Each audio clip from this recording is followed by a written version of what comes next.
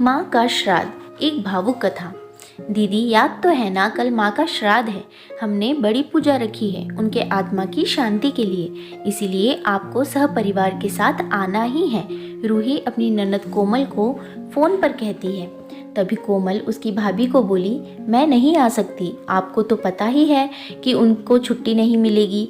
अरे दीदी ऐसे कैसे, माँ के जमाई और बेटी उनके श्राद्ध में नहीं आएंगे तो उनको शांति कैसे मिलेगी, इसीलिए आपको आना ही पड़ेगा। बाकी मुझे कुछ भी नहीं पता। इतना बोलकर रूही ने फ़ोन रख दिया। इधर कोमल पुरानी यादों में खो गई। जब उसके पापा की मृत्यु हो गई थी तभी कोमल अपने मायके गई हुई थी। कोमल को माँ बोली, बेटा तुम्हारे पापा मुझे छोड़कर अकेले ही चले गए, पता नहीं अब किसके आधार पर छोड़कर गए। माँ कोमल के गले लगकर रो रही थी। तब कोमल बोली, यह सब लोग तो है ना, भैया भाभी और बच्चे, तो चिंता क्यों करती हो। कोमल कई दिनों तक अपनी माँ के पास रहकर आई थी, लेकिन हमेशा ज़्यादातर फ़ोन पर बोलना होता था। कभी कॉल पर तो कभी वीडियो कॉल पर बोलना होता था। एक दिन माँ ने वीडियो कॉल पर पूछा, बेटा क्या बनाया तूने। कोमल ने जवाब दिया, माँ आलू की सब्जी और रोटी बनाई है। माँ बोली, अरे वाह। सब्जी का नाम सुनते ही माँ की आंखों में एक अलग ही चमक देखने को मिली जो कोमल को दिखे। तभी कोमल हंसते हुए माँ से बोली, माँ तुम्हें खाने का मन हो रहा होगा तो भाभी को बोलो बना कर दे। तभी माँ बोली, नहीं नहीं, अब इस उम्र में आलू कहाँ पचते हैं। मैं तो ऐसे ही बोल रही थी, जब तुम्हारे पापा हुआ करते थे तब बहुत बार बनाती थी। भाभी का तो नाम लेते ही जैसे माँ की आंखों की चमक गायब सी हो गई। माँ ने कॉल रख दिया। माँ को क्या हो गया, ऐसे क्यों बोल रही थी, वहाँ सब ठीक तो होगा ना।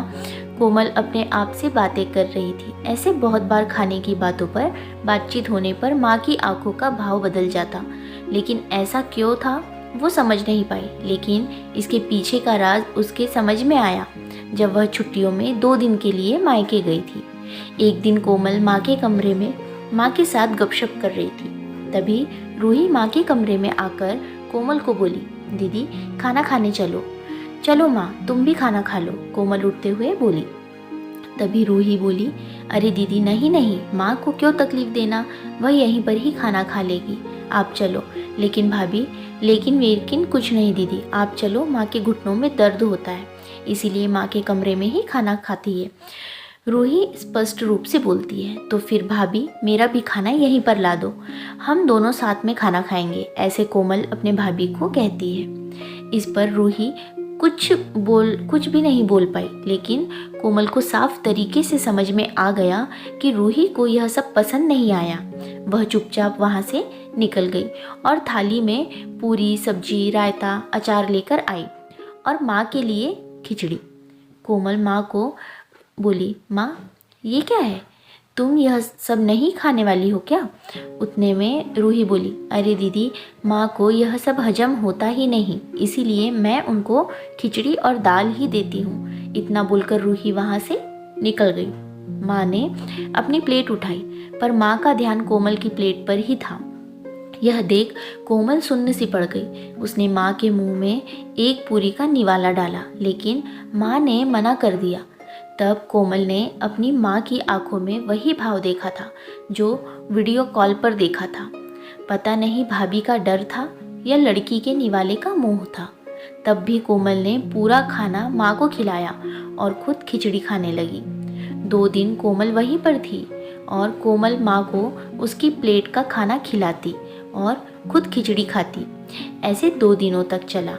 माँ बहुत मना करने के बाद भी कोमल मात्र जिद में माँ को खाना खिलाती थी। वह बोली, भैया मैं कुछ दिनों के लिए माँ को अपने घर ले जाती हूँ। घर जाने से पहले कोमल ने अपने भाई तन्मय को पूछा। वह बोला, क्या तुम्हारा दिमाग खराब हो गया है, लोग क्या कहेंगे। बेटा माँ को तकलीफ देता होगा, इसीलिए माँ अपनी बेटी के घर रहती है। तन्मय गुस्से से बोला। बेटे की बातें सुनकर माँ बोली, अरे बाबा सही तो बोल रहा है वो, माँ बेटी के घर जाती है क्या भला, तू आराम से जा, अपने घर, मेरी चिंता मत कर, मैं यहाँ खुश हूँ। कोमल ने बहुत जिद की, लेकिन माँ बेबस थी। कोमल उदास मन से अपने घर वापस आई। कुछ दिनों बाद खबर आई कि माँ अब नहीं रही। इस खबर ने सब कुछ खत्म कर दिया था। कोमल को पता था कि माँ कितनी तकलीफ से गुजरी, लेकिन माँ को दूसरा लड़का नहीं था, बल्कि एक लड़की थी। इसीलिए वह कुछ नहीं कर सकती थी। कोमल अकेले ही माँ के श्राद्ध में आई। आज माँ के श्राद्ध में 56 तरह के भोग बनाए गए। सब लोग मजे से खा रहे थे। लोगों ने रूही और तन्मय की वाहवाही करने में कोई कसर नहीं छोड़ी। दुनिया में सबसे अच्छा बेटा और सबसे अच्छी बहू कह रहे थे उन्हें। माँ के गुजर जाने के बाद इतना विचार कर रहे थे, तो माँ जिंदा थी तब कितनी सेवा की होगी। दोनों ने कोमल दुखी होकर माँ की तस्वीर की तरफ देख रही थी। तभी दीदी, चलो आप भी खाना खा लीजिए, रूही कोमल को बोली, जो माँ के रूम में माँ की तस्वीर सीने से लगाकर रो रही थी। वह बोली, नहीं भाभी, मुझे नहीं खाना। रूही कोमल को बोली, लेकिन क्यों? आप नहीं खाना खाओगे तो माँ की आत्मा को कैसे शांति मिलेगी?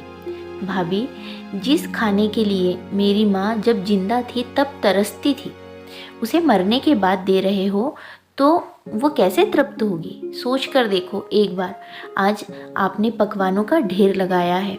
माँ जिंदा थी तब आपने उनकी मनपसंद खाने की 2 निवाले खिलाए होते तो माँ वैसे भी तृप्त हो चुकी होती।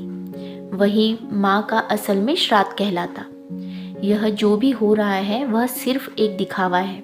इसकी वजह से माँ कैसे तृप्त हो पाएगी?